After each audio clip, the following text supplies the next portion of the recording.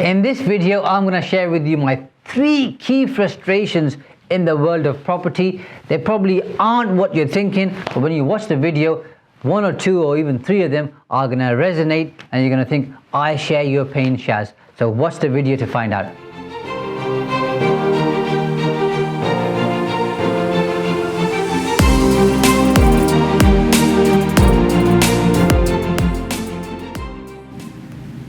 I absolutely love property.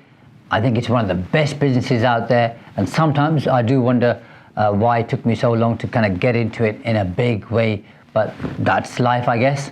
But with any sector, any business, there's always frustrations and challenges, and I thought I'd share some of mine with you, and hopefully you'll either resonate or you'll have an appreciation and understanding of what goes on in the world of property, because I think all too often everybody talks about the really good stuff, all the upsides, and people don't always talk enough about the downside or the challenges or the frustration. So I thought I'd let it all out today as a bit of therapy for me.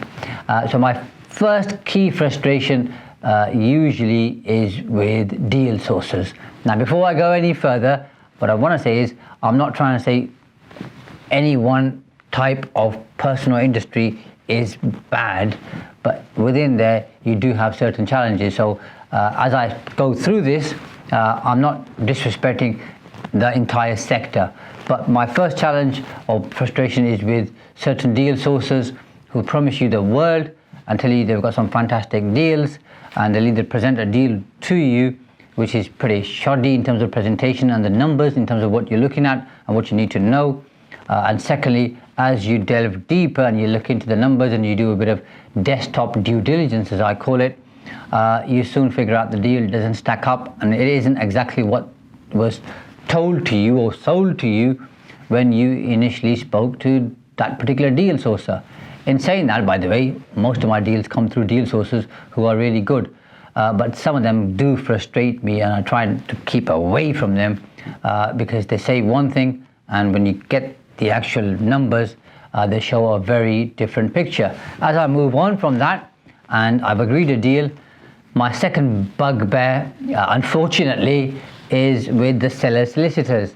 And all too often, we always get stuck. Now, I'm being biased, but I do try my best to work with certain law firms who are really good at property.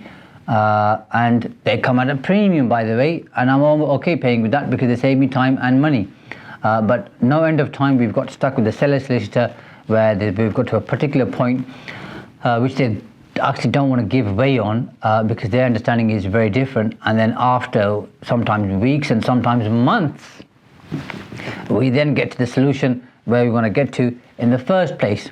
I'll give you one really easy example. We're doing a particular property deal. It was a conditional contract, and I suggested we submit the planning application within 60 days of signing the conditional contract. The seller solicitor, in agreement with the seller, or vice versa, obviously, because the solicitor takes instructions from the client, although more often than not, sometimes the solicitors leading the client in a particular direction, they were saying, we can't give you 60 days, we'll give you 45 days. Now, the reason for asking for 60 days was basically by the time the architect, the planning consultant, and the other surveys that we need are all done, reviewed, revised, it takes time. And I'm not in the business of going to architects and planning consultants to put enormous amount of pressure on them and say, you need to do this within the next 3 or 4 weeks, or in this example, 6 weeks, because they've got other stuff to do, and I'm conscious of that because I'm in the service industry myself as an accountant. And when people put undue pressure and call things urgent, which are urgent to them and aren't urgent to the service provider and really aren't urgent at all, it doesn't help in any way, shape, form, act or manner. Anyway, we spent, I think, 8 weeks talking about having an additional 2 weeks, and in the end I got onto the phone to the seller. I said, listen, we've been talking about this for 8 weeks. All I'm asking you is for 15 days extra. Now, had we agreed this 6 weeks ago, we would have made progress. So we've already wasted 8 weeks, and you don't want to give away on 15 days. It makes no sense whatsoever. And in fairness, the seller said, you're absolutely right. We've been at this for 8 weeks. It makes no sense whether you take 45 days or whether you take 60 days. in the overall scheme of things, it ain't gonna make a big difference. So on the phone, 5-minute chat, job done. And with the solicitor on the other side, we were toing and froing for best part of 8 weeks. That's just one small example. Other example a current one is buying a site, and it had kind of 2 what we thought were ransom strips. And went round the houses, round and round and round again, and the seller solicitor just wasn't giving way, wasn't giving us all the information we needed, and we weren't able to at the time get sufficient insurance in place. In the end, I just got fed up and I just pulled out of the deal. So just so we're clear again, I'm not saying all solicitors are bad, and I'm not saying the solicitors for the sellers are bad, because obviously those solicitors also act for buyers. But sometimes they do really long things out when there's no need, and it just becomes so convoluted.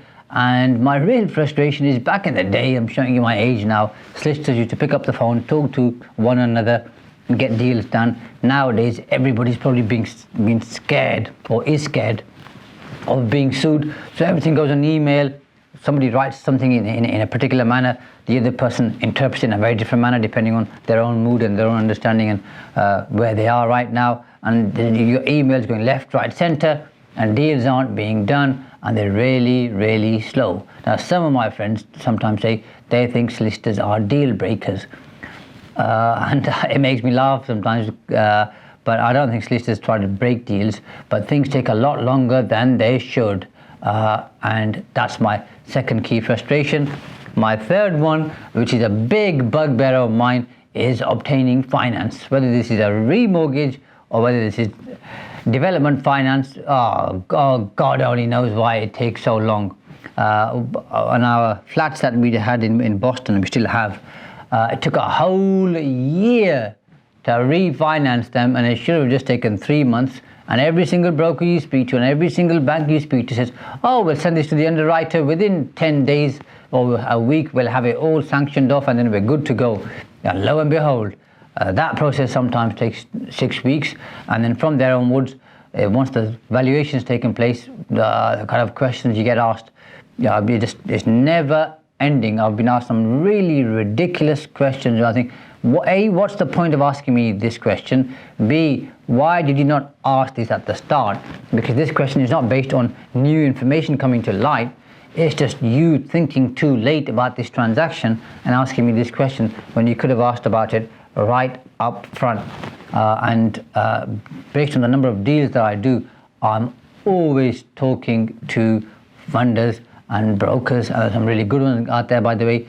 But my bugbear is with banks and lenders. I think those guys and girls out there take way too long to do deals, and it's in their benefit to do stuff quicker.